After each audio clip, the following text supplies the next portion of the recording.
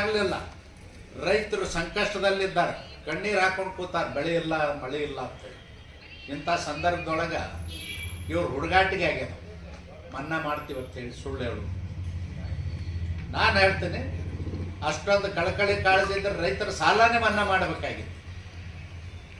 ನಾವು ಕೇಳಿದ್ದು ವಿಧಾನಸಭೆ ಒಳಗೆ ಪ್ರತಿಯೊಬ್ಬ ರೈತರದು 2 ಲಕ್ಷ ರೂಪಾಯಿ ಸಾಲ ಮನ್ನಾ ಮಾಡ್ರಿ ಅಂತ ಕೇಳಿದ್ವಿ. ನಮ್ಮ ಪ್ರತಿಪಕ್ಷದ ನಾಯಕರು, ನಮ್ಮ 66 ಜನ ಶಾಸಕರು ಕೇಳಿದ್ರು, ಸಾಲ ಮನ್ನಾ ಮಾಡಿ. ಸಾಲ ಮನ್ನಾ ಮಾಡಲಿಲ್ಲ, ಸುಳ್ಳು ಭರವಸೆ ಹೇಳಿದ್ರು.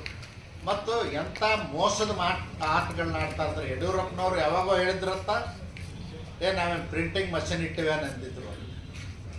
ಅದಾದ ನಂತರ ಯಡಿಯೂರಪ್ಪನವರು ರೈತರ ಸಾಲ ಮನ್ನಾ ಮಾಡಿದಾರ, 0% ಸಾಲ ಕೊಟ್ಟಿದ್ದಾರ, ಹಾಲಿನ ಬೆಲೆ ಹೆಚ್ಚು ಮಾಡಿದಾರ, ರೈತರಿಗೆ ಹಾಲಿನ ಸಬ್ಸಿಡಿ ಹೆಚ್ಚು ಮಾಡಿದ್ದಾರೆ. ಇದನ್ನು ಬಿಟ್ಟು ಏನಾದರೂ ಒಂದು ಸುಳ್ಳು ಮಾತಾಡಿ ಜನರನ್ನ ಮೋಸಗೊಳಿಸ್ತಕ್ಕಂಥ ಕೆಲಸ ಮಾಡೋದ್ರಲ್ಲಿ ಈ ರಾಜ್ಯದ ಮುಖ್ಯಮಂತ್ರಿ ಸಿದ್ದರಾಮಯ್ಯನವರು ನಿಶ್ಚಿಮರು.